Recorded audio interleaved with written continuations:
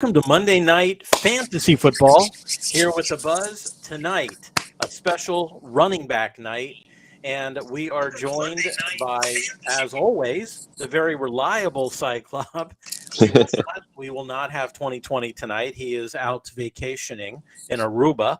But, the rest of us have to sit here and do our job. But that's fine because we love talking fantasy football. We love to be here answering your questions. Brad, say hello to everybody. Hey, everybody. How's it going Monday night? And we are excited to be here, and we're getting closer. We're down below 100 days before football starts, so that's exciting. And, the mini camps are starting, the mandatory camps are starting, so it's exciting times. It's very cool. And, I wanted to wear my latest addition to my jersey collection. This is a Holland jersey. Oh, nice. So, who is now my new Dolphin crush. So, No more Patrick Laird? No more Patrick Laird. No, Patrick Laird was the man. I never had a crush. I never Oh, thought. he was okay. But I just love everything about this kid. So, it's going to be exciting to watch him. But we are not here to talk about safeties tonight. We're here to talk about running backs. Now, unlike quarterbacks and wide receivers, Brad, there wasn't a lot of movement with running backs during the offseason. There was a lot of signings, just not a lot of movement. Right. A lot of teams decided to keep their running backs, right? And then there are the teams, of course, that we're going to talk about tonight that decided to pick up in free agency some of the running backs. And then the draft was really running back heavy this year. I'd like to think that it's every year. A few years ago with that draft with Akers and CEH, and that was an incredibly stacked running back draft. This year is going to turn out to be another one. So it'll be interesting to see what happens. But we're going to talk about tonight. And of course, as always, we're going to answer your fantasy football questions. You can do it in several different ways. You can in the chat, in Facebook Live, YouTube Live, in Twitter Live. Go ahead, make a comment. We will answer your questions right away as they scroll here on the system. But you can also call us, 772-800-2899. Toll free, give us a call on the Buzz, and we will answer your questions. And, Brad, do we want to jump right into it, or do we want to talk about how excited we are that we're only 87 days away from 80, exactly.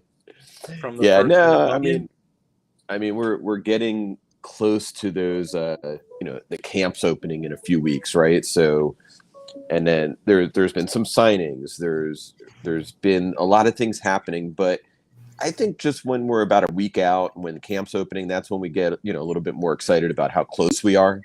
Right. So yeah, let's get into running backs. I have some interesting trivia.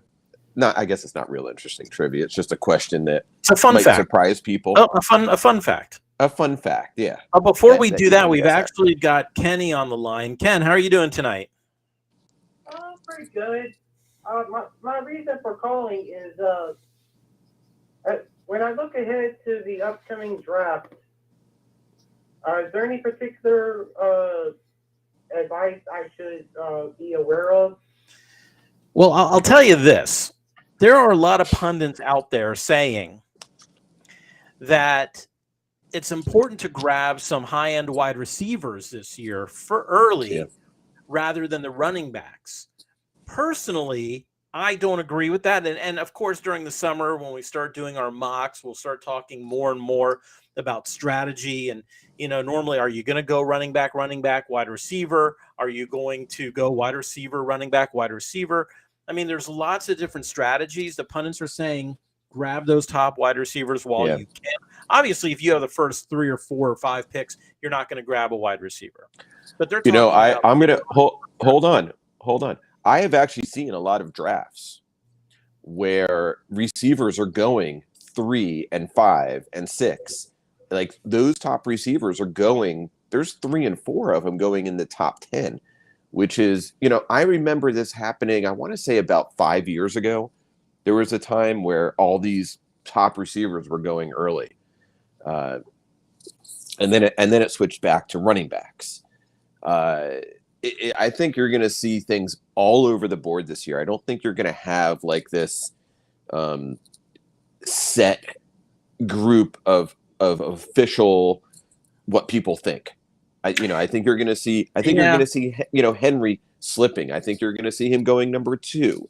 It's going to be all. You're going to have things all over the place. Adams and Chase are going to be in the top 5. I've brought this up many times in the past, and I'll bring it up again. And a few years ago, I was sitting. We had a choice of what draft spot we can pick. Yep. And even though I could have picked number 6 because I was a 6-1 there, I decided to opt for number 10 so I can get that 10 and then come around and get that 11th pick, knowing that there's going to be 2 good players there. Right. What I did not anticipate was that all 9 people prior to me took running backs. Right. You took receivers. By the time it got to number 10 and number 11, I was stuck. And you'd say, okay, great. You got the 2 top wide receivers. And at the time, the 2 top receivers were Hopkins and Julio Jones. Okay. Those were the 2 top. This was even before Devontae Adams was having his year after year success. But the consensus was it was Hopkins and Jones. I grabbed them at 10 and 11, and I failed miserably that year because there were no running backs, and I ended up just scrounging. And you know what? With the lack of 3 down running backs in fantasy football, I have a hard time doing that. But again, Kenny, I think we're being a little premature, and we'll get to that. It's a good question, Kenny, and I like what you're thinking about now. And I think this year more. I mean, it's not more than any, but I think there's going to be a lot of value. Wait, hold on. You're both talking. Hold on, Brad. What were you saying? I'm saying what Kenny was asking is a very valid and good question to be asking, and even thinking about that now. But I think you're going to have to really evaluate how your league scoring system is to be able to see what the value of those players to take earlier are, whether you're going to go running back or wide receiver. Right. And Kenny, what were you saying? I do have a sports talk channel on YouTube myself, and what I was thinking about doing is, if y'all are cool with it, I would like to invite y'all to appear on it whenever the opportunity presents itself. Well, Kenny, we really appreciate that, and maybe we'll take you up on that offer, and we'll touch base with you offline. And that sounds like it would be an interesting. In order to find it, though, all you gotta do is just add the S to the end of my first name. My first name's actually Kenneth. And just add sports talk after that. All right. Well, that's a great idea, Kenneth, and we'll talk offline about that. But we really do appreciate you listening every week and calling in every week. We really do appreciate that. Thank you. All right. Thanks, Kenneth. We really appreciate it. I think I called you All Ken. Right. I hope I didn't offend you by calling you Ken. And back to what we were saying, look, if we could draft Javon Holland in the first round, I might, but I don't think we can draft safeties unless we're doing IDP, but we're not. Hey. Okay. Yeah, right. It can't hurt. Just go ahead and. So before we get into running backs, so I sent out to our league. I saw something. It was going around, and I happened to see it. I'm like, this looks fun. So I sent it out to our league, and then I sent something else, and everybody started responding to that. So no one responded to this. Maybe you looked at it. I'm not sure, but no, I looked at it. And I thought it was a stupid idea, and that I wasn't going to bank my rest of my season on a pair of dice telling me when to draft. But you can go ahead and talk about it. That's fine. I just, it's just something different. I know, especially our league, would never bring that on. But I think it makes it interesting, where you roll some dice and you have to, there might be like a running back and a tight end, and you have to choose one of those. Right, but the thing was, if you get 2 tight ends, you have to take a tight end, or there was something where you were stuck picking a certain position, and the last thing I want to do is have to pick a tight end in the first round. And I know, maybe Kelsey would be somebody you would take, but it's hard enough to draft the right players as it is now. And people say, it's a game of skill, it's a game of luck. It's a combination of the two. But hopefully you go into the draft with the expectation that you've done your research, you've listened to this podcast, you've looked at all the websites, and you've determined who the best players are going to be, rather than just throw a pair of dice and say, okay, now I got to pick a tight end. And all of that is great. You know. And then at 10 and 11, you take 2 receivers and your team sucks. So what's the difference? Yeah, that's true. That's a good point. But yeah, look, if anybody out there has any suggestions on how to make the draft more exciting, how to, one of the big questions every year is how to determine the draft position. Yeah. What number are you picking? We've done different things throughout the years. And that's another thing we're going to have to come up with. I think you're the commish this year, Brad. So that is true. You'll come up with something interesting for us to do. But I'd like to hear about that too. I'd like to hear what other people do on that front as well. Okay, so now getting into the running backs, right? Like I said when we started the show, there haven't been a lot of movers on the running back side. Before we talk about individual running backs, philosophically, Brad, why do you think that is? Why do you think we had the movement in quarterbacks and wide receivers? I can't quite figure it out, because there was a lot of re-signings. Leonard Fournette, who probably could have gone somewhere and gotten a bigger payday. And, there's a lot of different players who signed with their teams, when you're looking through. And I don't know. Could it be that, and I'm just throwing this out there, could it be that the running back position is no longer the most important position? I mean, the quarterback's always been the most important, but the running back is always, especially in fantasy football, the running back is the most important position. And on the NFL teams, it was difficult for you to win a championship if you didn't have that running back. What we're finding now, it's a plug and play. That's not necessarily the case, right? And on each team, let's take wide receiver, for example, you've got anywhere from 6 to 7 wide receivers that a team will put on their roster. If you lose your premier wide receiver, you're still going to be okay. You may not be better. You may not be able to fill that position. But with running back, if you've got a premier running back, if you've got somebody like Taylor, there's no way you're letting Taylor go, right? But although you would think Seattle, there's no way you would let Russell Wilson go. So, I think that the value of the running back has gone down, like you're saying. And when they're going out and trying to maybe market themselves, or they're finding that they're not going to get the big payday. It's few and far between right now for running backs getting big paydays, especially after, who was it, just a couple of years ago, from Pittsburgh, and he went to New York. With running backs? That? Yeah. He was with Pittsburgh. Le'Veon Bell, right? Didn't he get that huge payday? And then he was terrible. Well, he sat out for that year. And then he got it. When he came back, it was, he wasn't the same. Because he was looking for that big payday. He was looking, and he got a big payday from the Jets, right? I don't remember how much it was. I think so. People are finding that they don't want to sign him to long-year deals because the position is so, it's the shortest big,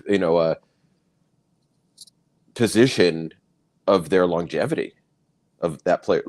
Tight ends last longer, quarterbacks, wide receivers, they all last longer, and running backs are, sometimes 3 years and these guys are done. There's the cases where some of these big running backs are 6 or 7 years, but by that point, for the most part, unless you're Gore, you're done. Well, look at the last 2 Super Bowl winners, right? The Rams didn't have a running back that was incredible. The Bucks, Fournette did look good, especially coming on at the end of that season, but he's not, somebody like Taylor. So you could win a championship with defense. You could win a championship with a premier quarterback, but I don't know. I think you can win a championship without that stud running back. So that being said, talk to us about some of the running backs that actually did go from one team to another. So as we were talking about earlier, there's one team that really made some of the biggest moves with running backs, and they all went to one team, which is the team we root for, but it's the Dolphins, right? Right. And you got Raheem Mostert, you got Edmonds, and Sony Michel. Looking at all these guys, like, I think that their names are bigger than the players for the most part, right? I went through and actually sat and did some stats, and it's very interesting. I feel, and at the end of it, I'm like, I feel like I'm watching Moneyball, right, with running backs. The analytics. Right? The analytics, and it's like you're taking a guy who has good hands and can catch out of the backfield. You're taking a guy who's very fast when healthy, and then you got a bit of a power runner, right? And they're trying to take these three guys to replace one. It's just we were not really replacing one there. They just had a bunch of other guys, right? They have Gaskin and they have Ahmed and whatnot. But that's what I feel like I'm watching right now. Listen to these stats.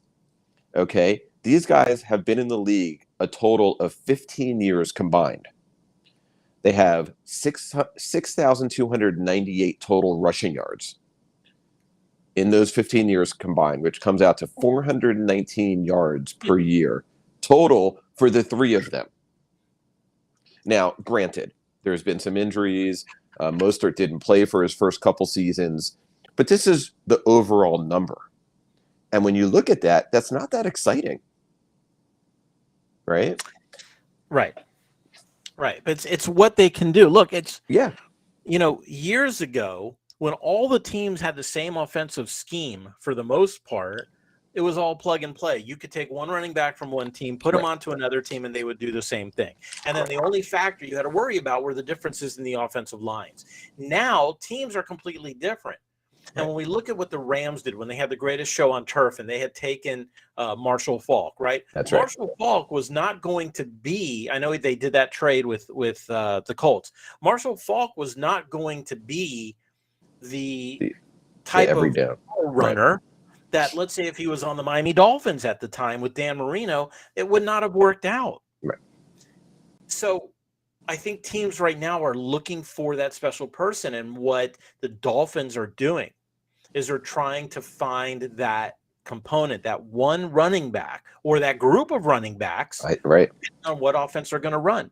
And if they're going to run the type of San Francisco offense that everyone keeps saying we're going to do, I don't know if you can do much worse than Mostert, Edmonds, and Michel as long as they stay healthy, and that has not been possible in the past. Exactly. So I'll go through like each player real quick, right, and give their strengths, which we kind of know just from watching these guys over the past, about 4 or 5 years, and then kind of break it down into fantasy value, a little bit, right? So we'll start with Mostert, right? And we know that Keith will be, 2020 will be all over this because he's coming from San Francisco. He's going to be the best back ever, right? He'll probably be his number one pick. Anyway, as we know, he's very explosive. That's not the question.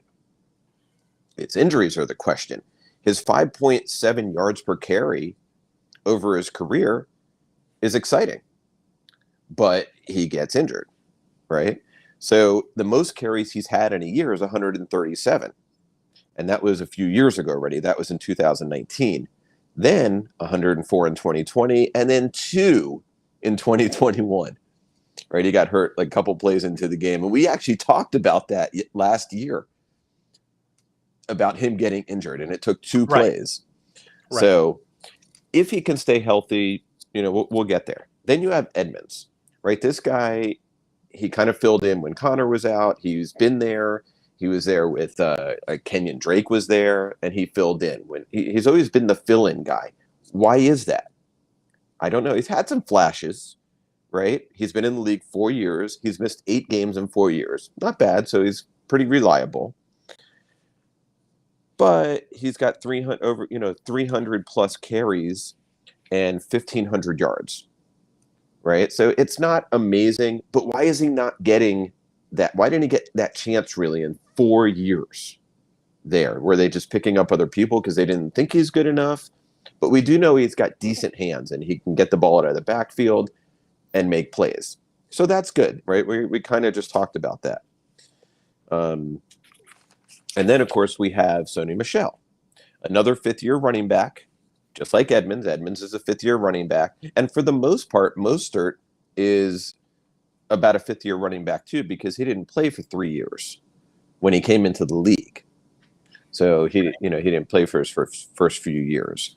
Now Michel has an average of 4.2 yards per carry, 700. So he's got the most attempts, 743. So that's not bad. He's fairly durable. He doesn't get injured much. Played 2 full years, and then he's had some injuries in the other 2 years, in his 4 years. Again, it seems he could be a good role player. That's why you take these 3, and it's like a one-headed monster between the 3. The problem with that is, where's the fantasy value? These are all gap guys, right? And potentials. They're not, they're going to be your 3rd, 4th, 5th running backs, taking them as a chance. Now we're going to go through training camp and see what happens. Anybody gets injured, so people move around. But right now, if you had a draft, where do you take any of those guys? Their potential or their fantasy relevance comes in their ability to catch the ball, right? But we go back to the 2 problems with that is, number 1, can they stay healthy? And number 2, there are too many people that have an opportunity to get footballs in Miami.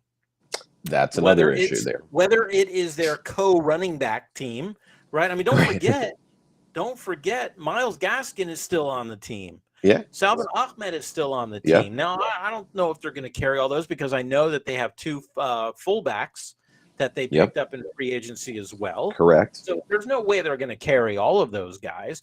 So I don't know what's going to happen. I think Mostert is the kind of guy that can run up the middle.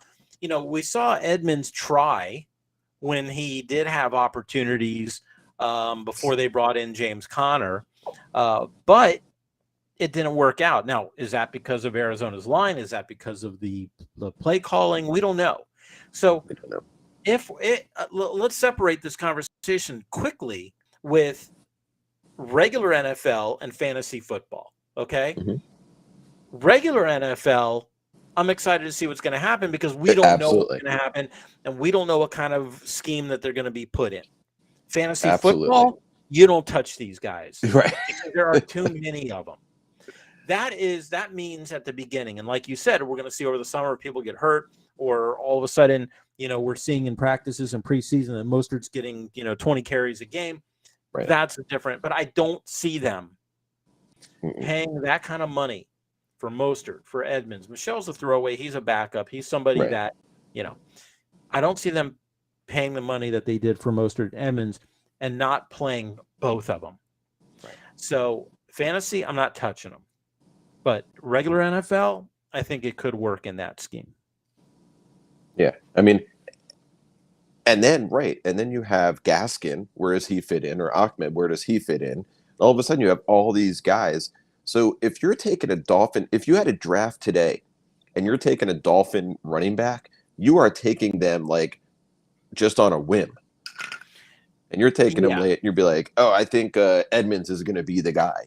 So you take him. Or I think, so that's it right now. It takes away a whole team of running backs by having this, hodgepodge of running backs that are there. Yeah. Yeah. It's like what happened a few years ago with the Dolphins with Kenyon Drake, when nobody knew if it was going to be Gaskin or Kenyon Drake or Kalen Ballage, or, nobody knew. And it turned out to be Drake, but he couldn't run because we had no line. So even though the line has significantly improved, that doesn't mean that they're in the top 10.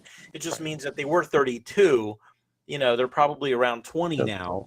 So they've significantly done better. But, if there was only one running back, if it was just Mostert, I could see drafting him and saying, you know what, if he gets hurt, I'll have a backup ready to go. Right. And then, and you take a guy like Edmonds, and then all of a sudden you have Waddle and you have Hill, and both those guys almost act like a quick hitch wide receiver at times, where you're throwing a, essentially a behind the line of scrimmage pass.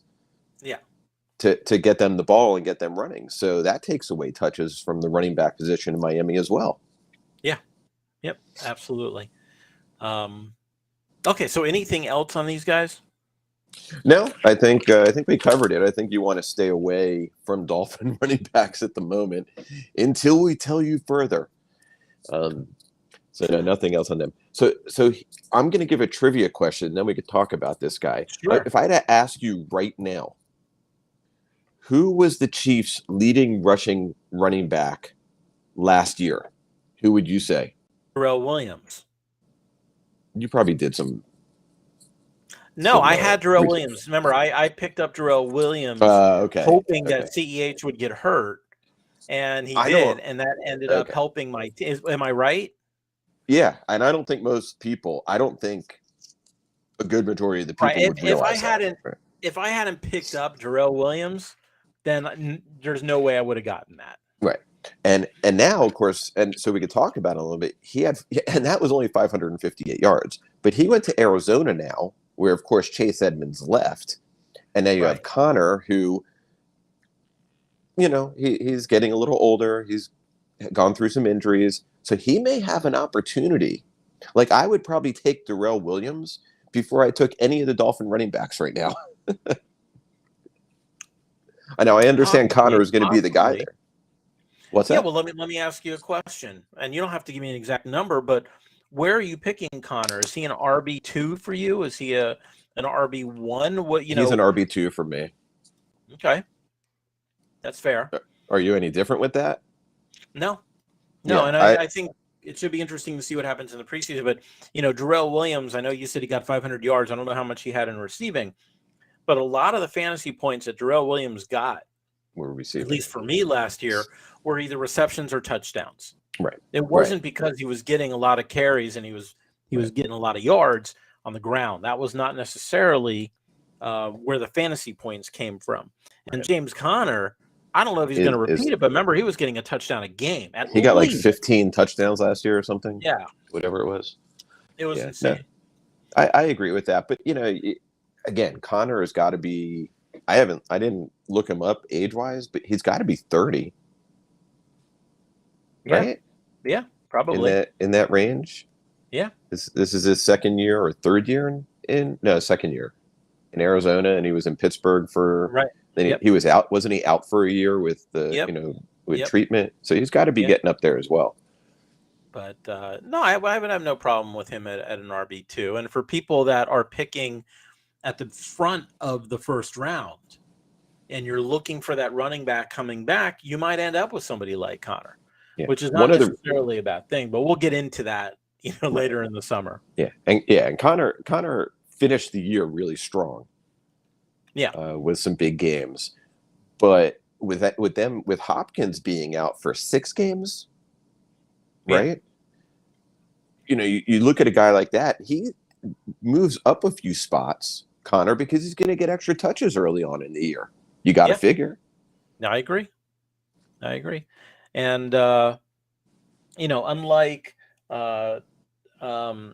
Kansas City's offense, the way that they ran their running backs was they would have 2 series on, 2 series off, and it was a constant rotation. I don't think that Cliff Kingsbury does that same type of thing in Arizona. Yeah, he does more. He'll rest a guy. Yeah, 1 out of 4, 1 out of 5 series. Right. I agree. You never know. I guess we'll see. Okay, so what we're going to do is now we're going to jump in and talk about some of the running backs, the rookie running backs that we're taking in the draft, and whether or not they're fantasy worthy.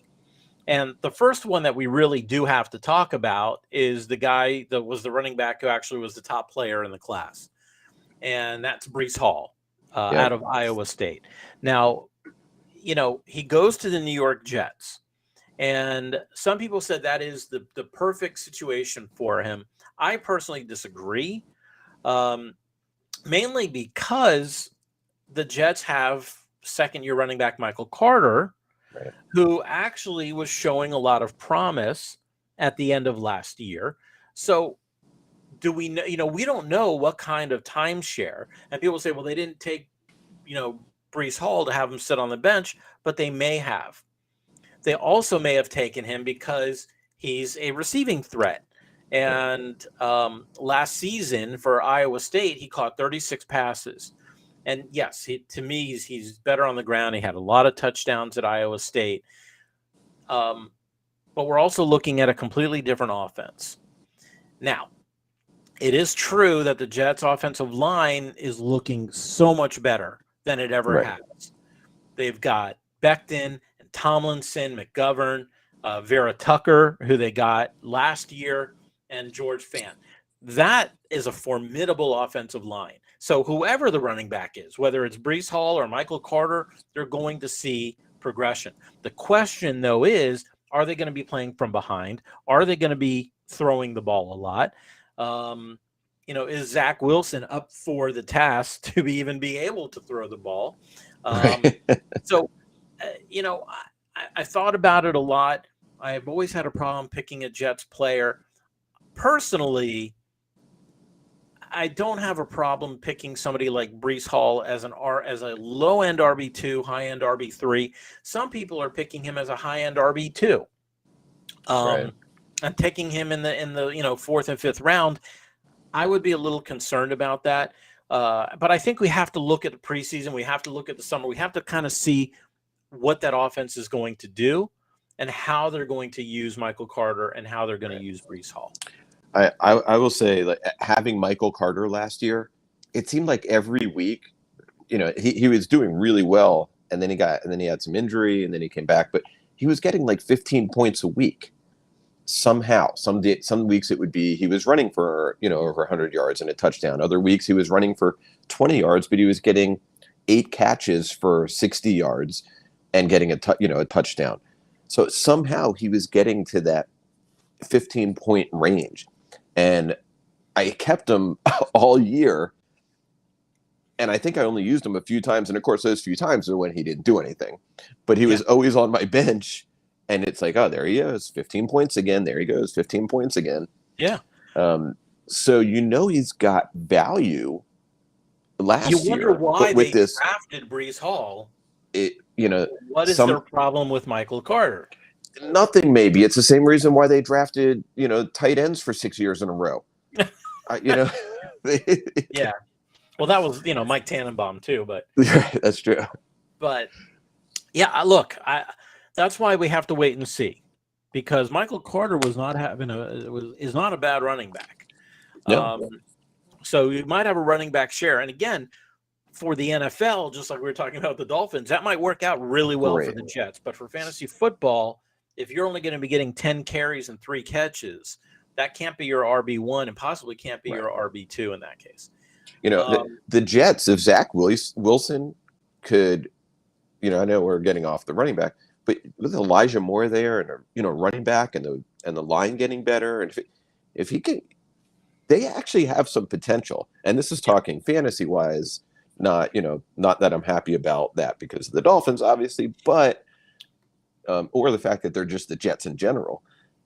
But the fact is, they really have some talent on that team. Yeah, they do. Whether or not they can do anything with it with the defensive That's coach, a different story. Right.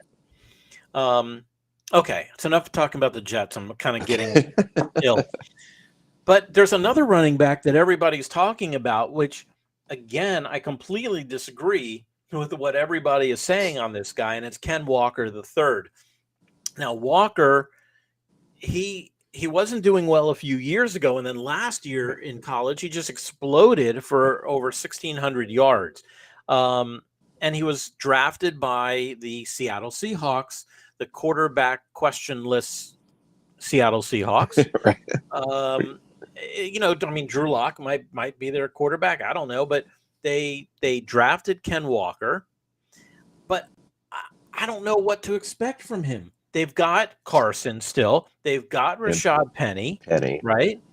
And then they spent a second-round pick on Walker, And I know this team in the past has run a lot, Right. but guys, Seattle's offensive line, PFF just came out with their offensive line rankings today. And Seattle is number 32 out of 32 teams. So to make matters worse in Seattle, you're going to tell me that we should be drafting a rookie running back who is third on the depth chart behind the worst offensive line? No, I'm not doing it.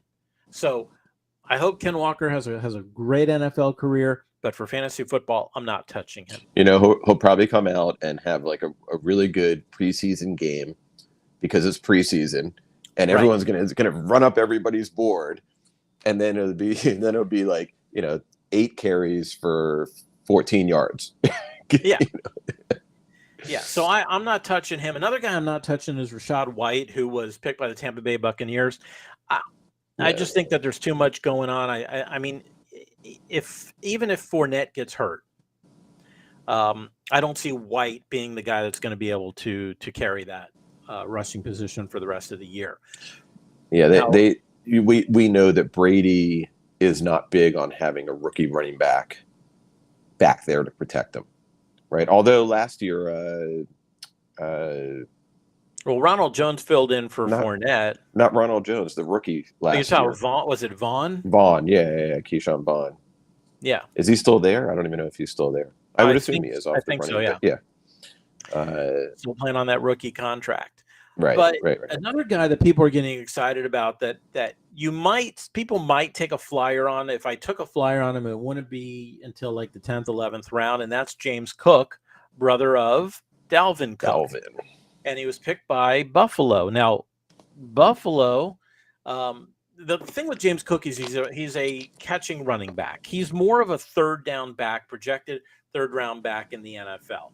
He did run a lot in college, but because he's 5'11", 199 pounds, he really is not a workhorse type running back.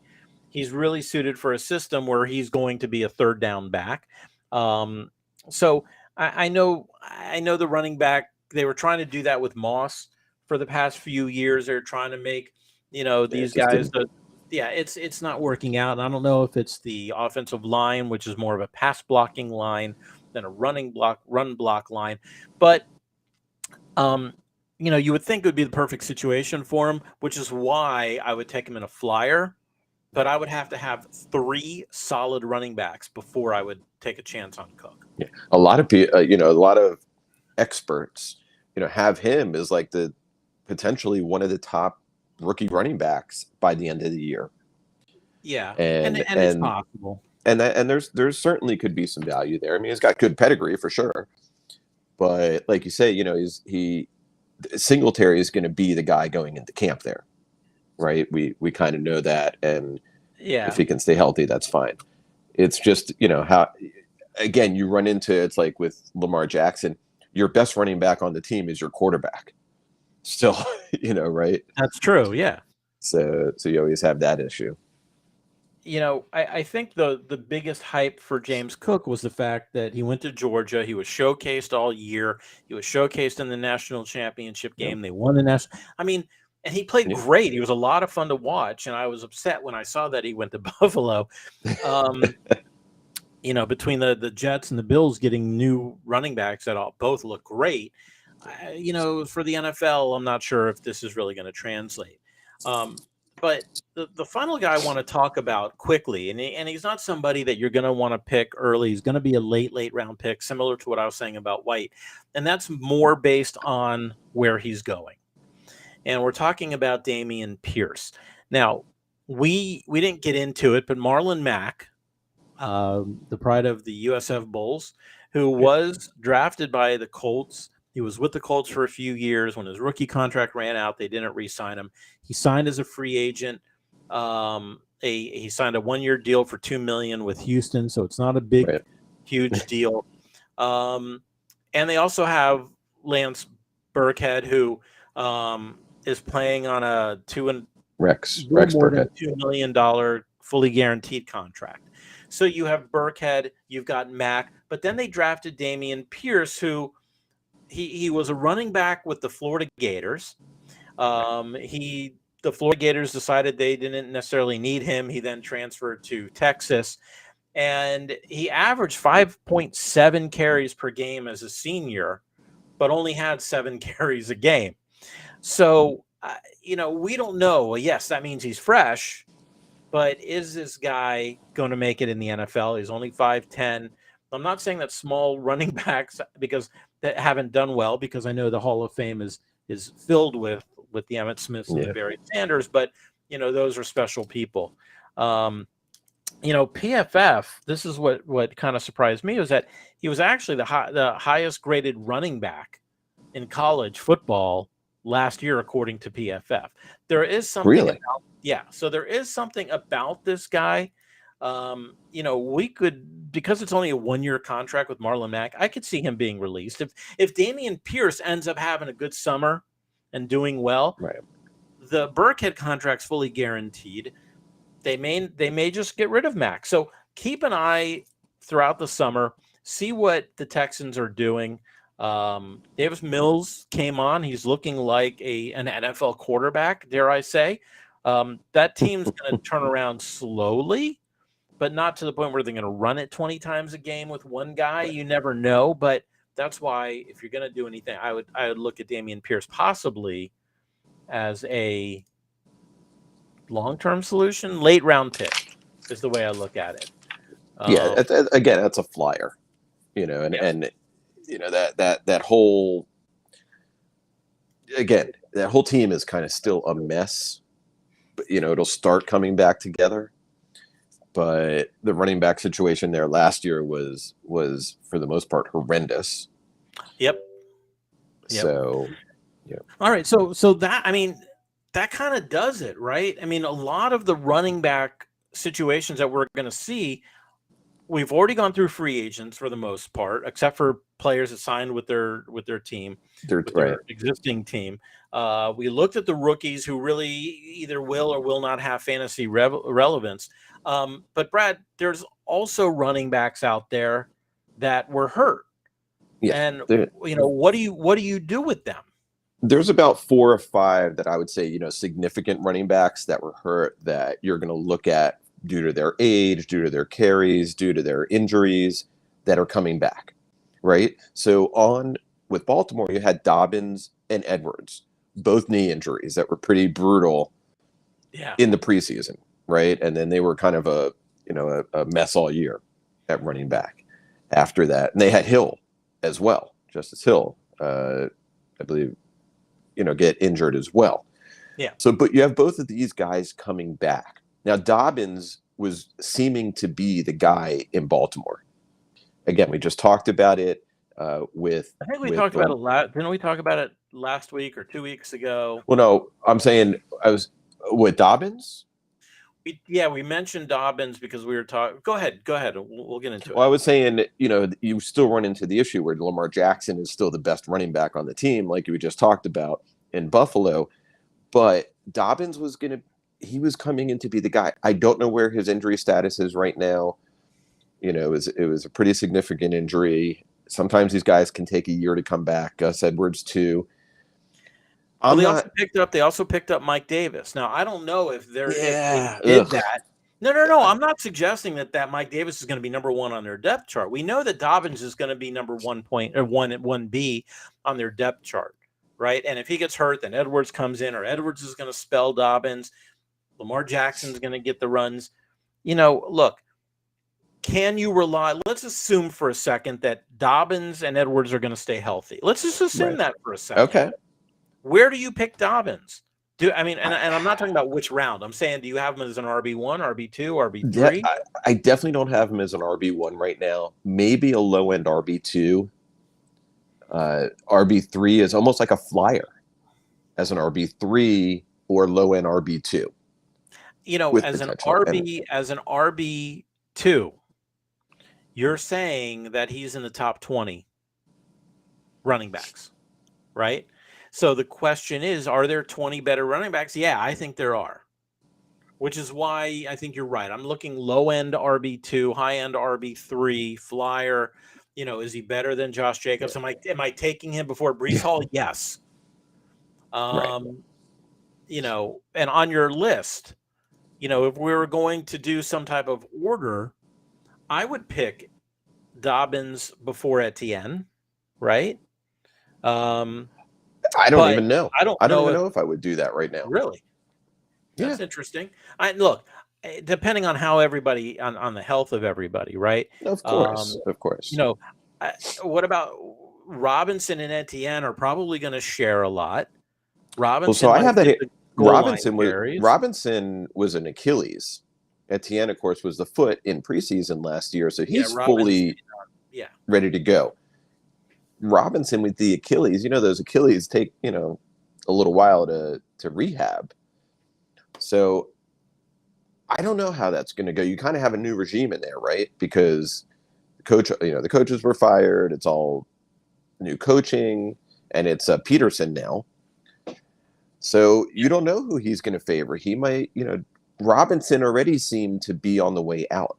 So if NTN comes in this year and starts showing strong, I think he's going to be the go-to guy. Again, the scheme. Whether or not he can he's not is he a 3-down back? We don't know. We don't know. Quite frankly, I'm staying away from Jacksonville running backs. So that's why I said I would take Dobbins before Etienne or Robinson. Obviously, I'm not. The question is, are you grabbing Henry McCaffrey in the first round, or high in the first round, like we have in the past, where they were almost automatic? So these were my next. These were my next two guys. Obviously, the same guys, because we talked about this. This is going to be very interesting where these guys go in the draft this year.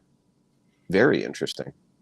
I mean, what do you do right now? Where is your positioning my for McCaffrey? My order right now, and of course it's going to continue to change. And we're talking, if we're talking half PPR, right? Mm-hmm. My order right now is Taylor number 1, and McCaffrey number 2. And then if we're talking half PPR, possibly Derrick Henry, then Dalvin Cook, and then Eckler. That's my 5.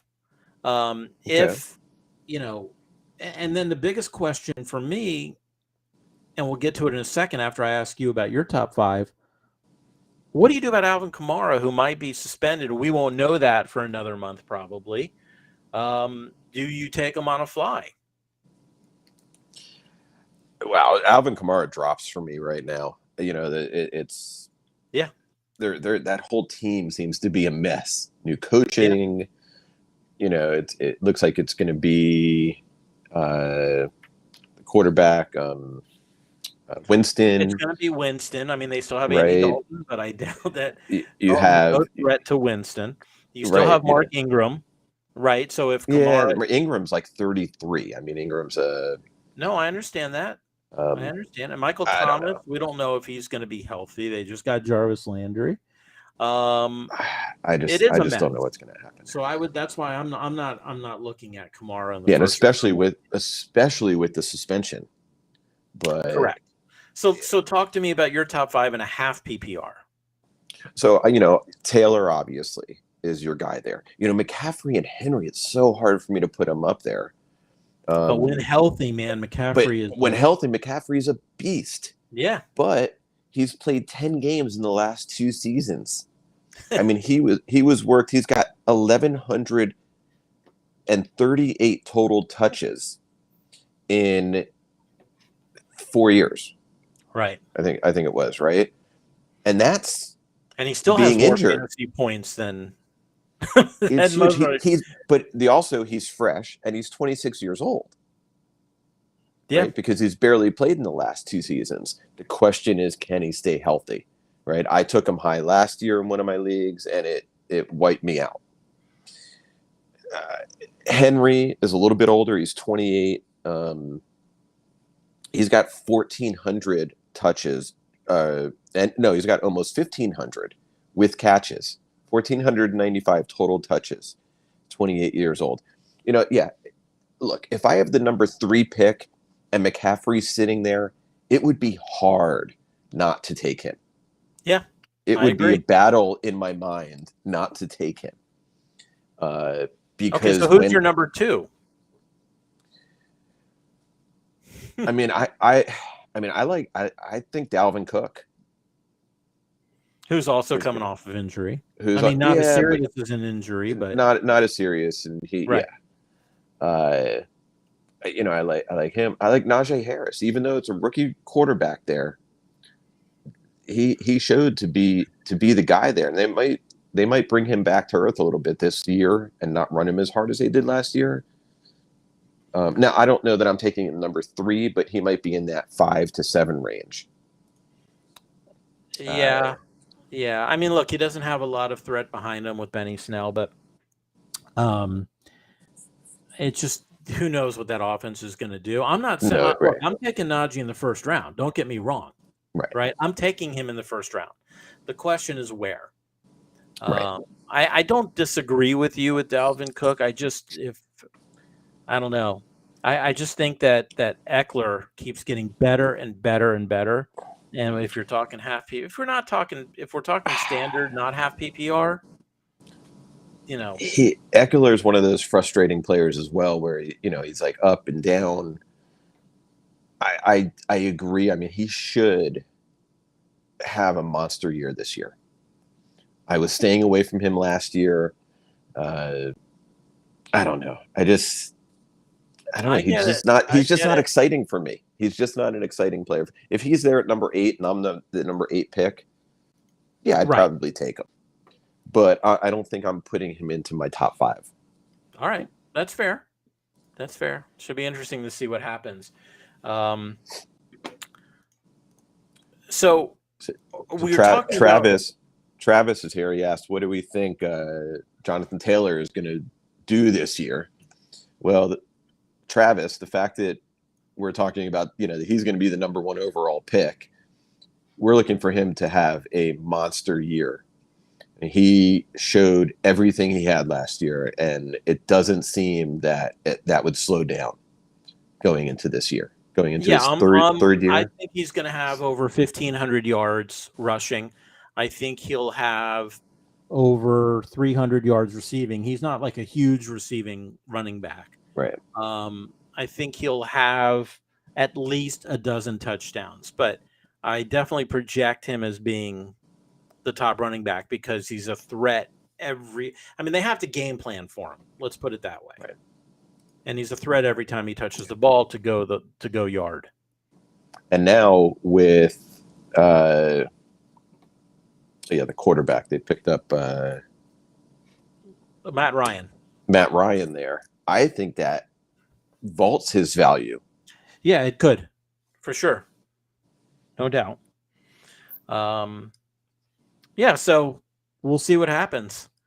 It's going to be interesting. But now, listen, before we end the podcast, we started talking about wide receivers and how you kind of said to me, I don't know, there might be some good wide receivers that are going to be taken early in the draft this year. At least that's how some are playing out. Out of these running backs that we're talking about, are there any wide receivers? Are you going to grab Cooper Kupp before you grab Najee Harris? Man, I mean, where are you picking Cooper Kupp? And I guess you're talking about Kupp and Jefferson, right? As being your or even your Jamar top Chase 2. as being your Adams. top. Yeah, I mean, at what point are you taking him? So let's just break it down. And we'll get into wide receivers later on in the summer, but you got Cooper Kupp, Justin Jefferson, and Jamar Chase. Are any of those guys first-round draft picks? And if so, where in the first round? I think if I have the number 4 pick, right, I am thinking about Cooper Kupp at number 4. I don't think I'm taking him in the top 3. But if I have 4 or 5 or 6 and he's there, and you're maybe looking at a running back that is going to like a Henry, who you're like, well, Henry just came off an injury. He might get hurt. He's my number 4. Or do I take Kupp, who just blew every numbers out of the ballpark last year? maybe you look at Cup. The there problem instead. is that your running backs at that point are going to be Leonard Fournette and Aaron Jones. I mean, that's always been the problem. Coming back. If you're, Yeah, of course. if you're taking a wide receiver at 4, you're not picking again until 17 in a 10-person league, right? In a 10-person, right? Forget 12. So, who but knows? You're also taking a guy who was scoring 30 points a week last year in a that's true. average PPR league, right? I mean, so Robbie wants to know who's this year's Najee Harris. Now, I don't know if you mean which rookie out of the rookies we went over are going to turn out to be Najee Harris, or who's the guy who's going to get 30 carries a game. Because Najee Harris could be this year's Najee Harris. If you're looking at rookies, I don't think you don't have a situation like we did last year with Najee, where we know that they're going to come in and as that he's the starting guy. running back and be a 3-down back. We knew Najee Harris was going to be a 3-down back. So I'm not sure if we have one this year. Whether you're even talking Dameon Pierce or Breece Hall or James Cook or Ken Walker. I don't think any of those guys are going to carry the ball 20 times a game throughout the season. I don't think they're 3-down backs. I think one, and we talked about this guy, and I'm just kind of thinking and processing. Darrell Williams, if Connor gets hurt, could be that guy. Well, look, if a lot of people could get hurt, I understand that. Well, no, I mean what you're suggesting, and it's not wrong to suggest that if you end up grabbing James Conner, which, again, we were talking about being a low end 2, high end 3, or even a mid 2 running back 2, not round 2, but mid running back 2. Right. Handcuff. You're going to want to grab Darrell Williams later on in the draft, just in case he gets hurt. The guys that really intrigue me are, Saquon Barkley, if we're talking about coming back from an injury, a guy who has all the talent in the world. DeAndre Swift, who had very high hopes last year at times, because I know you had him, Brad, at times yes, I did. He looked all-star, and at times he disappeared. And they ended up playing Jamal Williams at times over DeAndre Swift. So these are guys that throughout the summer we're going to have to take a look at more. We're seeing a major drop in Aaron Jones, right? We're seeing a major drop in Nick Chubb.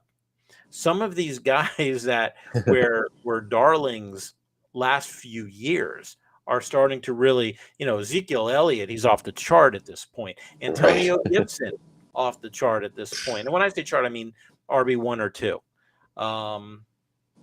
What's going to happen with Elijah Mitchell, right? I mean, we'll wait and let 2020 talk about him, but there's some really, and I can't wait. We're going to get into it in the summer, and we'll start getting more and more into the running back issue. But before we leave, Travis says, do you think A.J. Dillon is going to do better than Jones this year? Dillon was pushing through those O-lines last year. Dillon's only 75 yards less. Yes, than Jones last year. Yeah, than Jones last year. Yes, I do think that A.J. Dillon is going to be used a lot more, especially out of the backfield. Without the Devontae Adams threat, they're going to really have to rely on Jones is probably the better receiving running back. That's true. But Dillon is he can push that line, like he's saying. He can move that line, and he can get those tough yards. And what do you think, Travis? I mean, you're the Green Bay guy, right? He's a Green Bay guy, right? If I'm not mistaken. You tell me what you think A.J. Dillon, because I kind of agree. I think they've given him his opportunities, and I think Jones might start the season on the depth chart ahead of A.J. Dillon, but I think that by the end of the season, I think A.J. Dillon is going to end up with more fantasy points than Aaron Jones. But again, I'm not touching either one of those guys.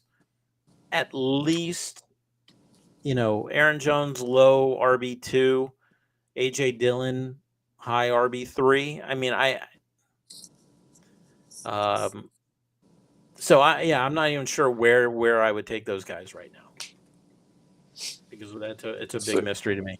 Travis says we have a good looking defense this year. Yes, honestly, my best idea for them would be to make him RB1. He's got the mentality, and this could be his year. Yeah, I mean the early depth charts that have come out show Aaron Jones is the RB1. I don't see them demoting him, even if it's out of respect right now. I don't see them demoting somebody who can protect Aaron Jones, that they know can protect Aaron Jones. Right. Aaron Rodgers. Aaron Rodgers. Right. They're surely going to have to use the ground game more this year, with their receivers being essentially Lazard and Sammy Watkins at this point. Yeah. Right. So it's going to be interesting how they manipulate that offense to score, to move the ball. Yeah. Yep. And what about somebody like Javonte Williams in Denver, right? He's still going to have timeshare. Gordon, yeah. Right, but is he going to end up getting more carries? Right now, he's projected in ADP's running back 13, which means that he's available in second round, or at the end of the second round for a lot of people. This guy could be this year's Najee Harris. I think he will take over that backfield. Gordon, through the contract talks and everything, kind of realized right there they kind of put him in his place with all that going on. And yes, you're going to come in as the backup. And he even just made a comment the other day, I'm here to fight for the number one job and blah, blah, blah. The reality is Javonte Williams could be and have a monster year, especially with Russell Wilson there. Yeah. Okay, so here's my final question of the night. If for whatever miracle or reason it happens that Tony Pollard is actually placed first in the depth chart over Ezekiel Elliott, based on how both of those guys ended last year, where do you pick the RB1 for Dallas? Where do you pick their starter? If it's Tony Pollard, are you grabbing him as an RB2? If it stays Ezekiel Elliott, are you even touching him in 1 or 2, or is he an RB3 at this point? Man, I didn't want to touch. I stayed as far away as I could from Elliott last year and didn't touch him. I actually took Pollard in one league. And I'm sure he helped you too. Yeah. Oh, absolutely. I mean, I think if Pollard comes out as the number one, I think he's an RB2. I think he's 16, 16 running back, 18 running back, in that range, low end RB2. Number one on the depth chart. Okay.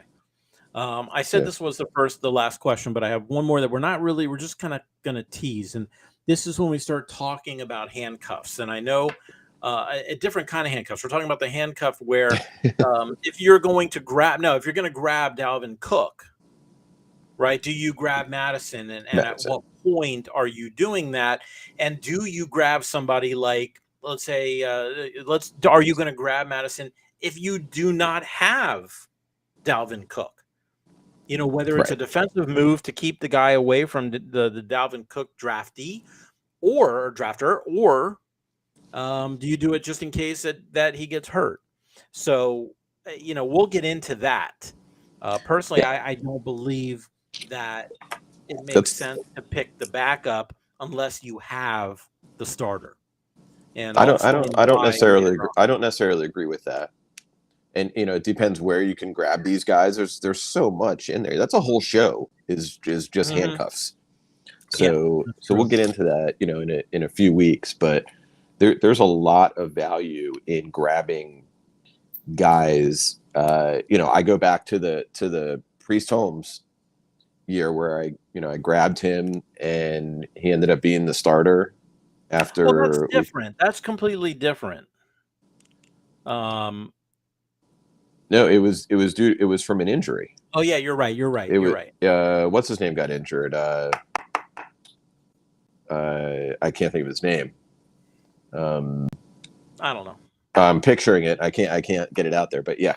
So it was from an injury, and it was like, okay, he's getting older. He might get injured, this guy is going to be the guy if he does. And pretty soon he blew up and won me the league that year in not our league, but a different league. Right. So, there's different ways to look at it. Injury prone guys try to get their handcuff, even if you don't have that person. Well, we'll talk about that. I We disagree. will. Well, All right. we might have to bet $1 on that one. All right, guys, listen, we really appreciate you listening. Travis and Robbie and Kenneth, thank you very much. And for the comments and the calls, we appreciate it. We're going to be on again next Monday night at 8 o'clock. And as we now we're going to start talking a bit more about positions. And kind of like we started to get a little bit into it tonight with running back, but we'll start getting more and more into positions and where you're going to take some of these top guys and what changed from last year to this year. What are the things that are going to make the difference to allow you to win that championship? Brad, any final words? Nope. Have a great week, and watching those mini camps and have fun. All right. Take